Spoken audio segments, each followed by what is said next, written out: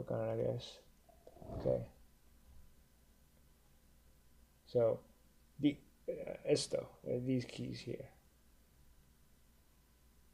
Okay. Ok. Just these. No save. Okay. These. This forward, this reward, ¿no? Forward, Ujú. back. Ok. Ok.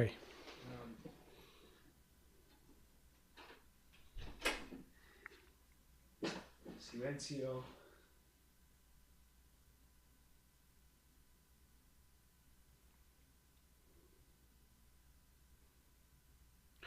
Ok, muy buenas tardes. Hablemos de las linfadenopatías cervicales. Soy el doctor Miguel Ángel Jiménez Taboada de la Ciudad de México, miembro de la Federación Latinoamericana de Sociedades de Ultrasonido, miembro de la Federación Mundial de Sociedades de Ultrasonido. ¿Qué tan difícil es valorar las patologías que afectan al cuello? Frecuentemente nosotros hablamos de estas pequeñas imágenes corpusculares, nos las encontramos por todos lados, pero realmente qué tan acostumbrados estamos a identificarlas y a estudiarlas de manera adecuada. El cuello tiene una cantidad importante de estructuras anatómicas, puede resultar muy complejo, ¿sí? Pero si nosotros vemos la disposición que tiene, realmente vamos a ver que hay múltiples cadenas ganglionares que le atraviesan, que se encuentran alrededor de diferentes estructuras y o corriendo paralelas o cercanas a ellas. Entonces, esto es lo que hace importante la valoración ecográfica de las linfadenopatías cervicales. Muy importante que recordemos toda la anatomía y que recordemos las diferentes cadenas ganglionares que encontramos: submandibular, bucal, parotidia, retroauricular, occipital, cervical superficial, cervical profunda. ¿Sí? Y para ello nos ayuda mucho la división anatómica, que puede estar conformada por una base de triángulos, que puede ser el triángulo anterior, el triángulo posterior, en donde el músculo esternocleidomastoideo va a ser realmente el músculo que nos va a guiar para poder hacer esta división. Esto lo hacemos en base a el músculo ioideo, la primera costilla, las relaciones anatómicas con tráquea y columna y por supuesto el famoso músculo esternocleidomastoideo. La división anatómica también es muy importante. En este momento debemos de recordar realmente toda la estructura y división anatómica de la cara, del cráneo y por supuesto del cuello. El triángulo anterior está compuesto por una región lateral o carotidia. La región medial se encuentra por delante de los músculos esternocleidomastoideo, ¿sí? Y este nos va a dar una característica muy importante. Tenemos el triángulo anterior en la región medial, que es suprayoideo, ¿sí? Delimitado por los músculos digástricos, ¿sí? Y de él tenemos una región submentoniana, para después encontrarnos una región submandibular, fundamentalmente hablando, y después encontrar la región infrayoidea. El hueso ioides también es muy importante para nosotros como relación. La región suprayoidea, que es la submentoniana, tenemos linfonodos, ramas de la arteria y de la vena facial. En la submandibular encontramos también corpúsculos ganglionares y las glándulas submandibular. En la región infrayoidea, músculos y fascias, vasos, nervios, la propia glándula tiroides, paratiroides y diversos nódulos linfáticos. En el triángulo posterior vamos a estar delimitándolo por fascias y músculos, y de ellos tenemos un triángulo anterior en donde está la cadena yugular anterior, la parotidia y la submandibular. De acuerdo a las cadenas linfáticas, al triángulo posterior encontramos la cervical lateral, las superficiales, que está la yugular externa, encontramos cadenas profundas como es la yugular interna, la espinal accesoria y la cervical transversa. Pero para hablar un poco tenemos que recordar cómo son los ganglios. Dentro de las generalidades de los ganglios vamos a tener que en el cuello pueden existir hasta 300 linfonodos. Sus dimensiones van aproximadamente de 3 milímetros a 3 centímetros. Se encuentran situados de 1 milímetro a 2 centímetros a partir de la piel, y por ecografía podemos identificarlos mucho mejor que por resonancia magnética y tomografía computada. Entonces la ecografía se convierte en una poderosísima herramienta en esta área. Los ganglios son pequeños corpúsculos ovales de aspecto reniforme que están situados en el trayecto de los vasos linfáticos. Presentan una pequeña indentación conocida como íleo, a través del cual entran y salen vasos sanguíneos, así como emergen los linfáticos eferentes. Múltiples ductos linfáticos aferentes drenan hacia la corteza, como lo estamos viendo aquí, penetrando la linfa hacia múltiples canales linfáticos contenidos dentro del ganglio.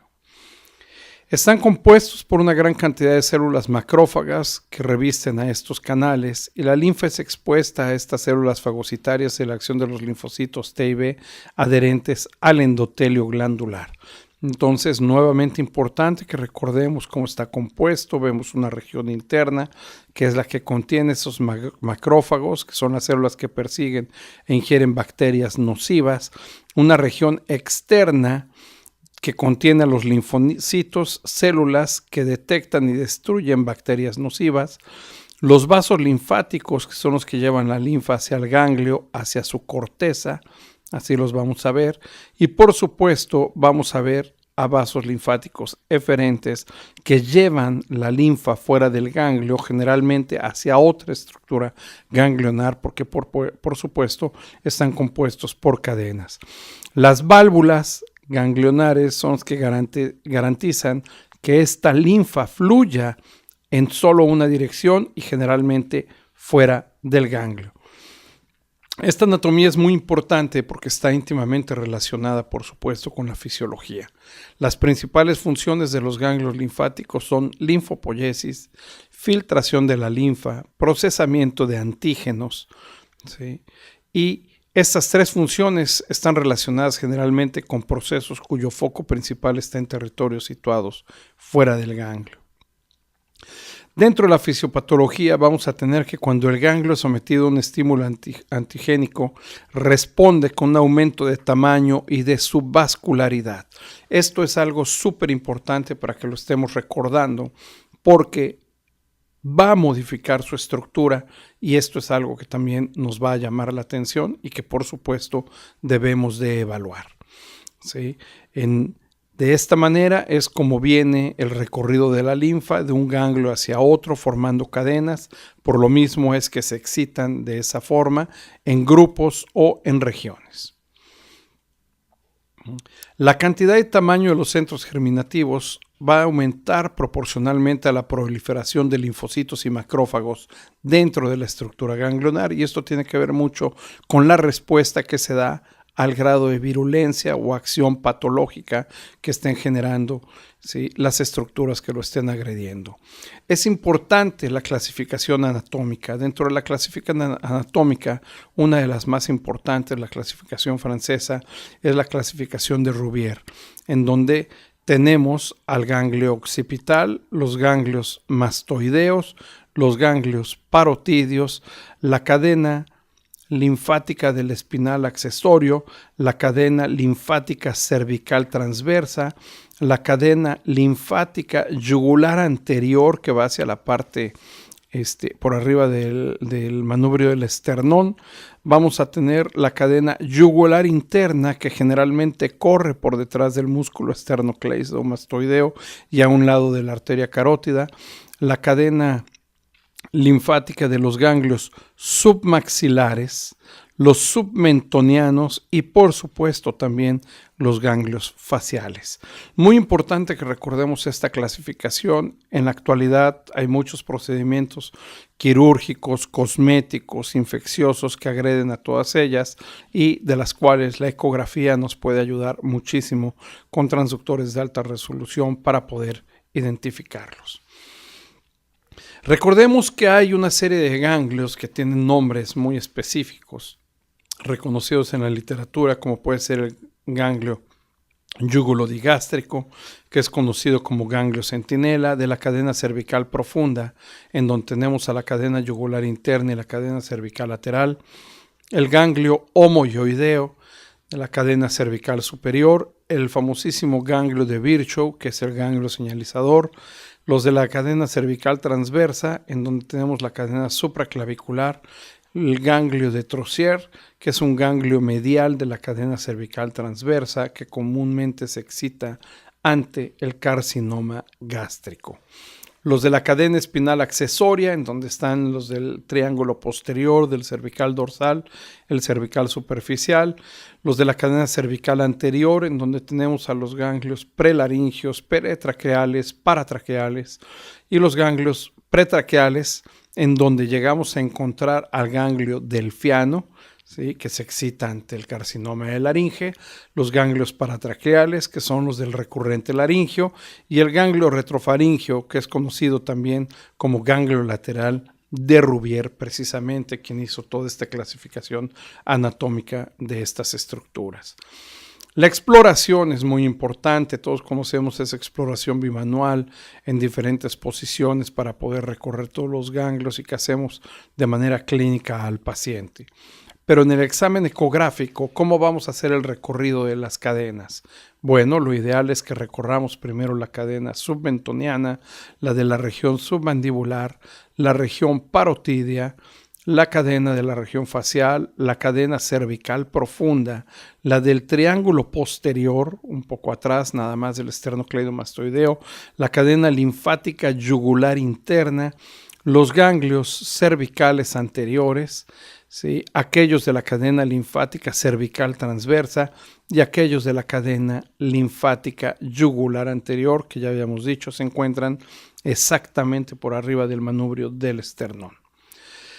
En la región submentoniana, anatómicamente, llegamos a encontrar de 1 a 8 ganglios. En el adulto normalmente veremos 3, generalmente son elípticos o redondeados. Reciben la linfa a partir del mentón, labios, región molar, piso de la boca y región anterior de la lengua. La región submandibular, en ella existen de 3 a 6 ganglios. Su tamaño varía en proporción inversa al número que se halla y se describen en relación a la glándula submandibular, aquellos que son anteriores, superiores a él o posteriores a la glándula, ¿sí? Y prácticamente todos estos ganglios siempre van a ser de tipo extraglandular. Los de la región parotidia son ganglios que pueden ser extraparotidios, extraglandulares o incluso intraglandulares. ¿Sí? Entonces hay que explorar los ganglios de la región preauricular superficial, los subfaciales, los infraauriculares subfaciales y los intraglandulares profundos. En algunas ocasiones, debido al crecimiento y tamaño de la glándula parótida, pudiera ser que nos diera un poco de trabajo ver sobre todo los del intraglandular profunda, ya que los rechaza hacia atrás y entonces tenemos que modificar las relaciones de nuestro equipo, rango dinámico, todo para poder verlos y poder localizarlos de manera más adecuada. Los de la región facial por lo regular tienden a ser muy pequeños, habitualmente son subcutáneos, se relacionan al plano de la arteria y la vena facial y encontramos aquellos del maxilar inferior a lo largo del músculo macetero. Tenemos el grupo bucal frente al músculo macetero y superficiales al músculo bochinador, ¿sí? Y todos ellos drenan desde la región palpebral hasta los labios superiores. Entonces también todo procedimiento cosmético que se hace en esta región puede generar excitación de los ganglios, al igual que lo que se haga a nivel de cuero cabelludo. Los de la cadena cervical profunda constituyen la principal vía linfática del cuello, se extienden desde el músculo digástrico hasta la raíz del cuello. Hay que valorar el trayecto de la vena yugular interna desde la parótida hasta su unión con la subclavia, lo cual se convierte en algo muy importante. Al lado inmediatamente tenemos, por supuesto, a la arteria carótida común. Podemos valernos de estas dos relaciones anatómicas para poderlos ir explorando. Y es conveniente realizar una maniobra de compresión para poder llegar a identificarlos y, por supuesto, para que en la vena yugular interna logremos descartar también trombosis. En el triángulo posterior es muy importante evaluar la región de los músculos esternomastoideo, del escaleno, que también lo estamos viendo, en donde tenemos el escaleno posterior y medio, ¿sí? Los elevadores de la escápula, Y los ganglios los vamos a identificar superficialmente, casi siempre a no más allá de 10 milímetros o 20 milímetros de profundidad a partir de la superficie cutánea. Drenan a los ganglios occipitales y mastoides, el cuero cabelludo parietal, la región lateral del cuello y por supuesto también los linfáticos del hombro. La cadena cervical transversa la vamos a evaluar inmediatamente por arriba del acromio. Es en donde encontramos el ganglio de Trozier, que es el famoso ganglio gástrico ante el carcinoma gástrico, y recibe linfa de la cadena espinal accesoria, de la cervical profunda, la pared torácica y de la piel de la región anterolateral del cuello.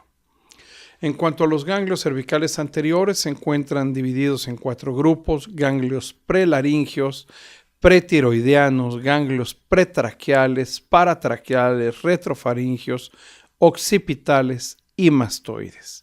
Entonces, son muchos los que podemos nosotros encontrar de acuerdo a estas cadenas. En cuanto a los criterios de malignidad, es muy importante que evaluemos tamaño, forma, el hilio, la ecogenicidad del ganglio, si existen o no datos de necrosis, diseminación extracapsular de ellos, ¿sí? Vascularidad, cómo se encuentra, y la cantidad de ganglios que encontramos, al igual que si tienen relaciones cálcicas o depósitos cálcicos. El tamaño, habitualmente son pequeños, crecen cuando se encuentran excitados, cuando se enfrentan ante un proceso patológico. La forma, generalmente son ovoideos. Cuando empiezan su crecimiento, la mayoría de ellos toman una forma redondeada y de ahí en adelante van cambiando. El hilio, ya lo pudimos ver, su aspecto reniforme nos lleva a tener un hilio central, una pequeña imagen ecogénica dentro de toda la hipocogenicidad que tiene el ganglio. Pero a veces el hilio cambia, el hilio puede tener un patrón estriado y bien, a veces incluso el hilio irse desplazando y ser totalmente excéntrico, hasta que en algunas ocasiones no lo logramos ni siquiera identificar. La ecogenicidad del ganglio. Los ganglios son hipoecoicos, sólidos, se ve una imagen central que es el hilio, pero conforme empiezan a ser agredidos, vamos viendo que van creciendo, se van inflamando.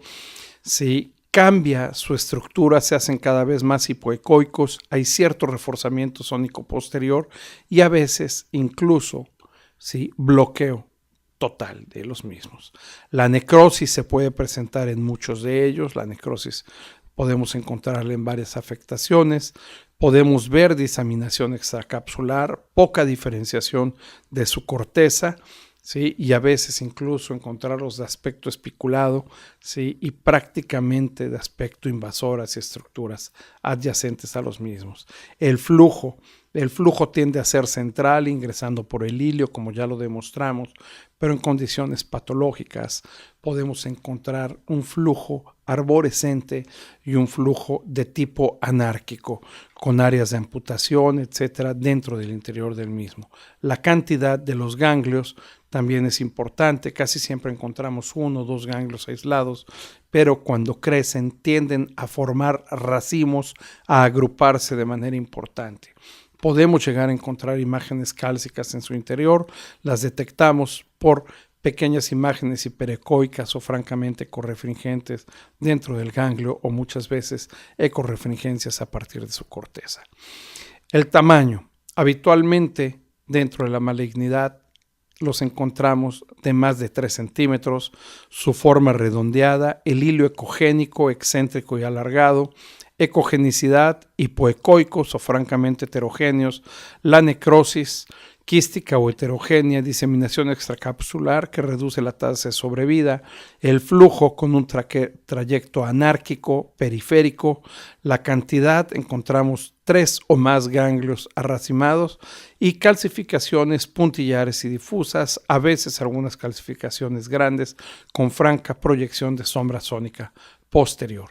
Este es un ganglio en condiciones normales, una imagen corpuscular ovoidea de márgenes bien definidos, donde podemos identificar su corteza y podemos ver bien el hilio central en un corte longitudinal, en un corte transverso. Vemos cómo está el hilio central y asemeja totalmente ¿sí?, a un pequeño riñoncito. Ahí vemos ganglios normales muy cercanos unos de los otros, vemos híleo, ¿sí?, vascularizado. Aquí estamos viendo ganglios de la glándula retrosubmandibular, los estamos encontrando, vemos perfectamente su vascularidad y aquí vemos un ganglio que está muy crecido, excitado y vemos cómo su vascularidad cambia a partir del híleo que todavía se encuentra respetado. Ganglios que se pueden proyectar muy bien, algunos de ellos vemos que el híleo, ¿sí?, se empieza a cambiar de forma, deja de ser redondeado central, empieza a alargarse, a espicularse en diferentes lugares y vean ustedes cómo aún sin que varíe totalmente el tamaño de la estructura ganglionar, el híleo empieza a tener cambios importantes en su interior.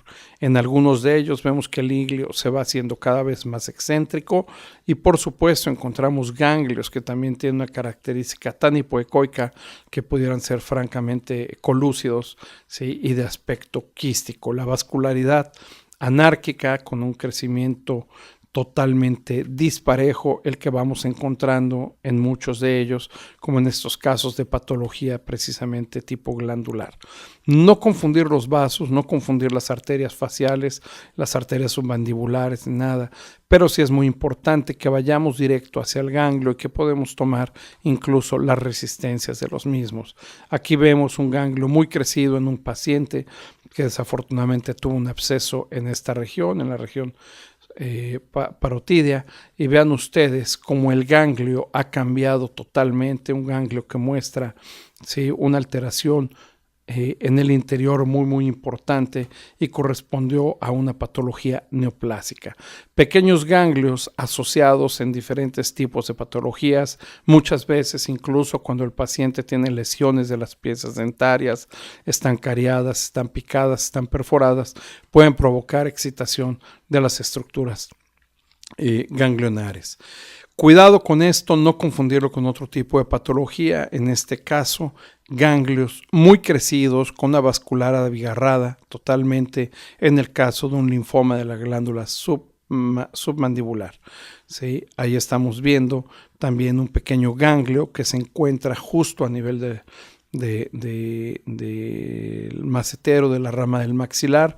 Vean ustedes cómo lo vemos, el crecimiento que tiene y las condiciones que se pueden encontrar.